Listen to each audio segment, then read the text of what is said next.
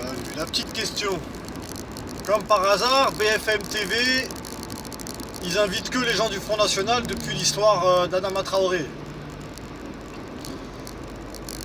Ça choque personne. Comme par hasard, dès qu'on parle de racisme, vous avez qui sort à la télé? Bah les racistes. Pour dire, ah non, non, non, non, non, on n'est pas des racistes. C'est quand même une aberration ça. Marion Maréchal Le Pen, Marine Le Pen. On a invité Florent Philippot. On invite tous les gens de l'extrême droite et tous les anciens de l'extrême droite pour parler du racisme de la police. Vous allez bien évidemment dire que les policiers ne sont pas racistes, c'est ce qu'ils vont vous dire et c'est ce qu'ils ont dit. Bien évidemment qu'il y a du racisme partout.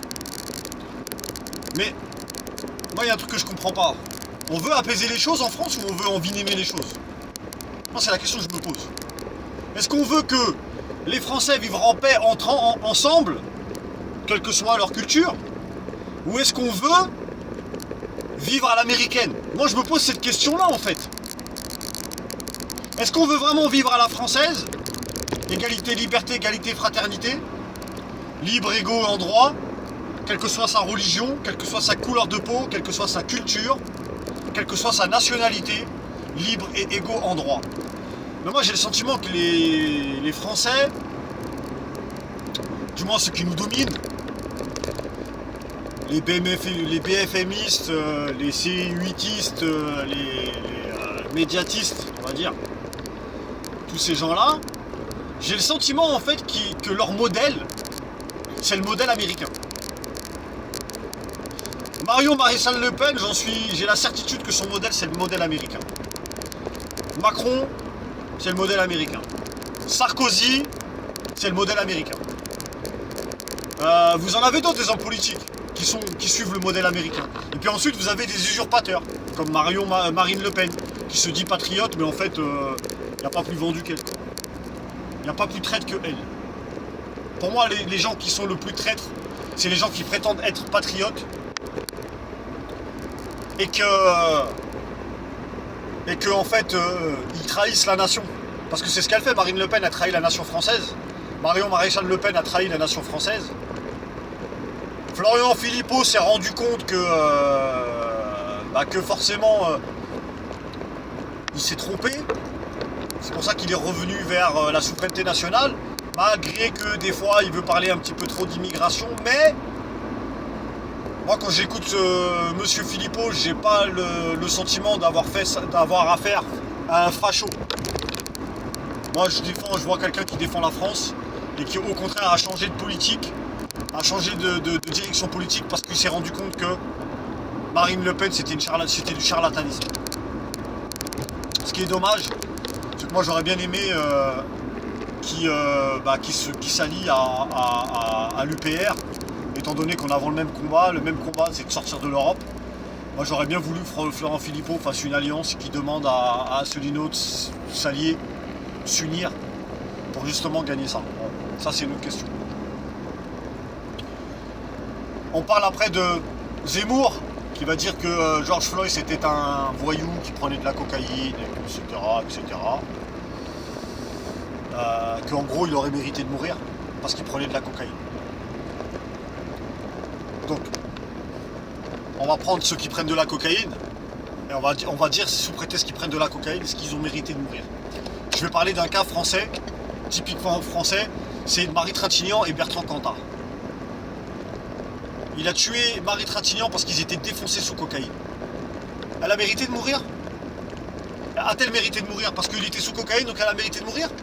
Elle n'a pas mérité de mourir, même sous coke.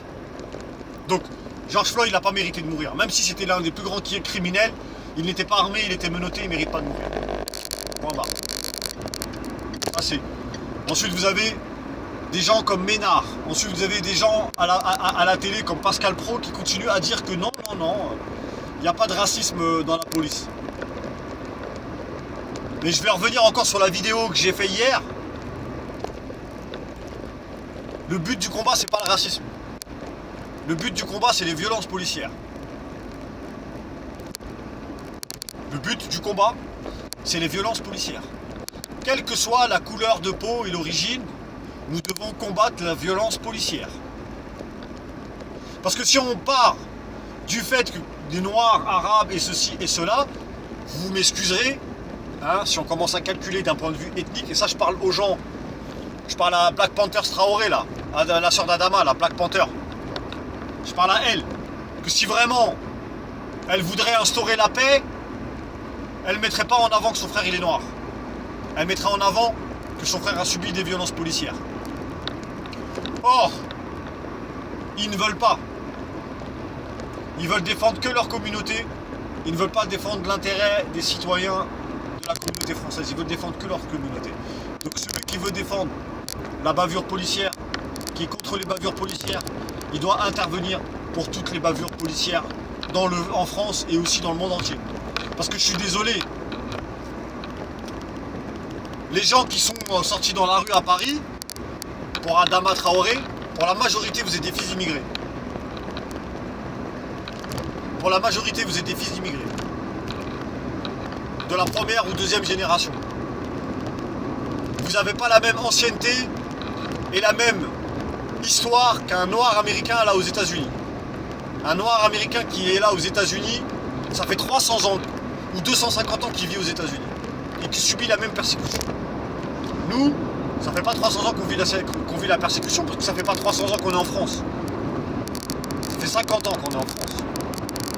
D'accord? Maintenant, la bavure policière, elle est vague, elle est vaste. Elle est très vague, la bavure policière. On peut demander à ce que une claque, ça peut être une bavure policière, une insulte, ça peut être une bavure policière.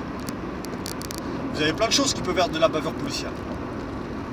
Maintenant, si on prétend dire que les Noirs subissent plus de bavures policières et que les Arabes subissent plus de bavures policières, et commence à faire je ne sais pas comment on porte ce nom, mais faire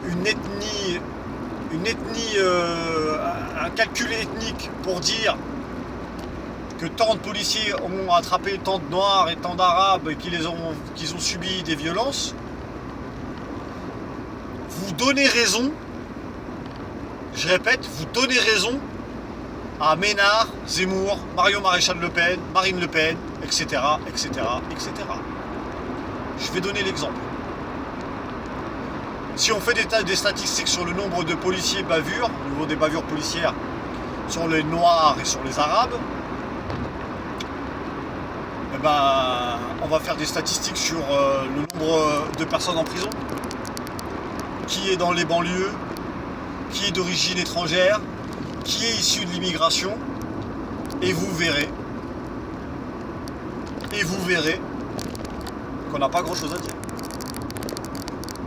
Vous verrez que pour la plupart des trafics, c'est nous autres, Noirs et Arabes.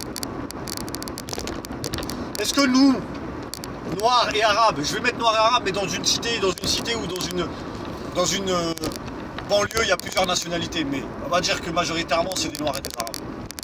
Est-ce que nous, Noirs et Arabes, on ne pourrait pas faire le ménage dans nos quartiers?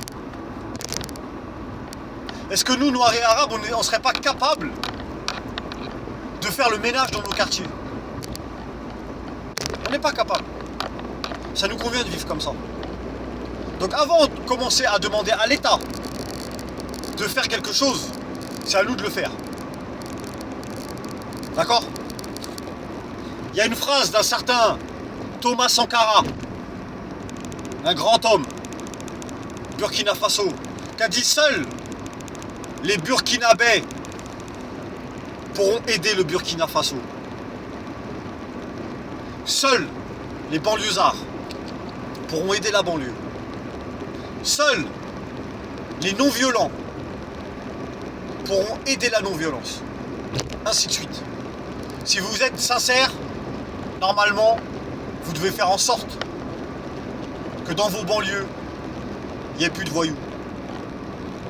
Qu'ils ne soient pas le bienvenu chez vous. Quand vous vivez dans une cité et que vous avez une famille qui fout la merde, quand vous avez, pour certaines cités, 2-3 000 logements, bah quand vous avez 2-3 000 habitants qui vont devant le logement en disant t'arrêtes tes conneries, ils vont arrêter leurs conneries. Donc, les seuls qui peuvent aider la banlieue, c'est la banlieue. Ensuite, une fois qu'on a pris nos choses en main, l'État, dans ce cas, pourra nous aider. Et lorsqu'ils nous aideront, on pourra légitimer le fait d'accepter ou de refuser ces aides. On pourra exiger une certaine catégorie d'aide et refuser d'autres catégories d'aide. Voilà. La France d'aujourd'hui, ils essayent de la diviser pour qu'on se tape sur la gueule. Et vu que nous sommes des incultes, on va se taper sur la gueule. C'est une certitude. Voilà, Hakim le fils du forgeron.